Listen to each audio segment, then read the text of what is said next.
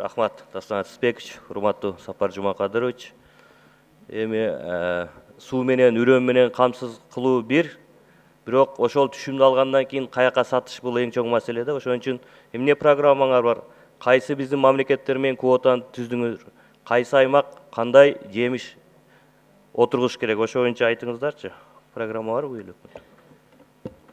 Мен азыр баштайын, анан сиз улантып кетиңиз. Мынакей ЕЭПтин алкагында Кудай буйруса Кыргызстандын алдында абдан чоң рынок ачылды да. Мен жана айтып кеттим, экспорттун өсүшү 30%га көрсөтүлүп атат. Бул абдан чоң цифра деп айтсак болот. Бизде бир көйгөй бар да. Биз ошол продукцияны өндүргөндө, мисалы ошол эле баягы алма, алмурут, картошка, башка нерселерди, ошо упаковочный продукция, башка нерселерге көңүл бурбай атабыз да. Ошон үчүн биз баягы конкуренциядан утулуп калып атабыз, сөздүн ачыгы. Анан ортодо перекупщиктер келип сатып алып кетип атат. В любом случае продукция кетип атат, аябай шатырап кетип атат. Биз азыр өзгөчө ошо өзүбүздүн баягы өкмөттүн программасынын алкагында ушу экспорт маселесине мындай чоң көңүл буруп атабыз да.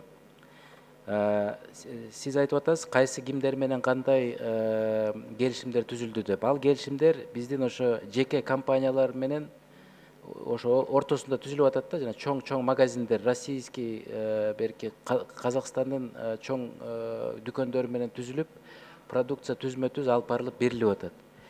Бирок биздин эң негизги нерсе азыр биз ошо биздин дыйкандарга жардам берип, ошо сатылып аткан продукциянын баасын көтөрөлү деп атабыз. За счет создания кооперативов. Ошо эң негизги азыр биз кооперативтерге бир чоң көңүл бурсак, мисалы кооператив болгондо көп жакшы нерселери бар экен да.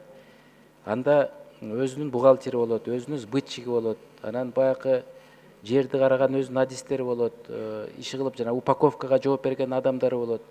Ушул нерсени жасашыбыз керек. Биз мамлекет тарабынан баягы холодильник маселеси, кайсы жерден сакташ керек, башка маселелерин инвестиция тартып, иштеп чыгышыбыз керек. Ошондуктан сиз билесиз, биз тиешелүү жаңы түзүлгөн агентствонун алкагында ушул маселелерди иштеп чыгып атабыз азыр. Бул жөнүндө катуу иштебесеңиздер, себеби биздин дыйкандарыбыз билиш керек. Мисалы Талас облуста Төбө Бурчак дегендей, Чүй облусу картошка экеби же көлбү, ошон үчүн биздин дыйкандарга так эрте айтсаңыздар, алар ошону отургузат да. Андан сырткары Сапар Жумакадырович, мына күйүүчү майлар боюнча айттыңыз, Газпром мына квотасы алып келип атат, бирок башка ишкерлерибиз поштина менен алып келип атат да. Бирок баа бирдей эле сатылып атат да. Эмнеге анда поштинасы алып келип аткан Газпром 3 сом, 4 сомго арзан сатпай атат? Себеби мына 3-4 айдын ичинде баа 3 сомдон 5 сомго чөөнөт. Себеби? Бул жерде мына мен бул маселе менен аябай тыкыз алек болуп атам. Дмитрий Анатольевич Медведев менен бул маселе боюнча 2 жолу сүйлөштүм. Таможнянын башчысы менен, ошо Россия таможнянын башчысы менен эми бир айда бир 3-4 жолу сүйлөшүп атабыз да, сөздүн ачыгы. Мен өзүм сүйлөшүп атам, жеке өзүм. Буларда бир көйгөй болуп атат. Булар айтып атат, биз коркуп атабыз. Сиздер ошол объемдорду алып киргенде баягы квотадан өйдө алып атасыңар, биз ошону контролдоп албай атабыз деп айтып атат. Анан биз айтып атабыз, келгиле биз контролдоп берели ошол квоталарды. Канча кирип атат, өзүбүзгө жоопкерчилик алып эметип берели десек, ага болбой атышат. Ошондуктан азыр биз мынтип сүйлөшүп атабыз. Акыркы жолу Алматада сүйлөшкөнүбүз, буйруса келишимге келдик деп айтсам болот. Жанагы квоталар боюнча келишим бар. Ошо келишимге доп протокол менен өзгөртүүлөрдү киргизебиз да. Ал жерде мынтип айтылат. Смысл мындай да. Кыргызстан мына канча объем алат, эгерде ашып кетсе, эмки жылдын квотасына ошо таасир этет деген сөз да. Ошондо биз өзүбүзгө өзүбүз мындай кароолчу болуп калабыз да. Өзүбүз заинтересованный болобуз. Баягы экспорт болуп кетпесин, көп ашып кетпесин деп. Ушундай болуп атат. Ошондо гана алар башка компанияларга, ушу биздин кыргыз компанияларга уруксаат берет. Ошо объемду алып чыгып кете бергенге. Проблема ушунда да. Ушу жакынкы күндөрү деп атат. Мына мен Новиковго дагы айтып атам, улам күнүгө чал деп. Күнүгө чалып атат. Энергетика зам министри менен сүйлөшүп атат бул киши. Мен ойлойм, где-то может быть 1,5 ай, 2 айдын ичинде бул маселени биз толугу менен бүтүрөбүз го деп атам да. Бирок ал жерде бул маселе макул. 1 жылдан кийин сиздер билесиздер, евро 5ке уже өтүп кетишет да баары. Ал жерде уже, конечно, компаниялар өздөрү, российский компаниялар поставка кылып калат го деген ушундай бир ойлор бар да. Анан ошондуктан баягы поставщиктер, компаниялар ушуларны ойлонуш керек, алдын ала ойлонуш керек да. Рахмат. Себеби күйүүчү май түздөн түз биздин дыйкандардын өндүргөн ошол таасир этет да баасыначы. Канчалык күйүүчү май кымбат болсо, ошончолук кымбат болот, анан конкуренцияга чыдабайт. Ошондуктан Табылдык Апарович, мына биз азыр өзгөчө баягы Кыргыз нефтегазга көңүл бурушубуз керек. Кыргыз нефтегазга инвестор алып келмейинче бизде көйгөй абдан көп болот да. Себеби мындай мыкты инвестор, жана Газпромго окшогон инвестор келбесе, кыйналып калабыз, сөздүн ачыгы. Бензиндин баасы да кымбат болот. Солярканка да ошондой болот. Ошондуктан мына биз жарым жыл болду, абдан мындай катуу иштеп атабыз ошо маселе боюнча. Мен Жалал Абадка да барып көрүп келдим, коллектив менен да сүйлөшүп келдим. Инвесторду тартканга аракет кылып атабыз азыр. Жакынкы мен ойлойм бир августка чейин бул маселени чечебиз го деп.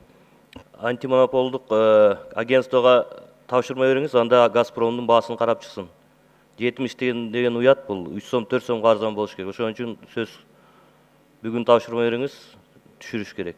Андан сиз Кыргыз нефтегазды айттыңыз, мына Лейлек районунда газ чыгып атат, билесиз, Сапаржыма же билбейсизби? Тажикстан. Ошо маселени карап чыгышыбыз керек. Ал маселе эми бул абдан оор маселе. Себеби биз азыр туура эмес иштерди жасап койсок, Кудай сактасын, жаңжал чыгып кетет да. Бул маселени биз бир 5-6 жолу, мына Аскар Алимбаевич да бул жерде отурат. Менин тапшырмам менен Аскар Алимбаевич бир 3-4 жолу жабык отурумдарды өткөзүп, совещанияларды өткөзүп, бир мындай предварительно бир ойлорго келип атабыз, бирок жакынкы арада ал маселе чечилбейт, сөздүн ачыгы.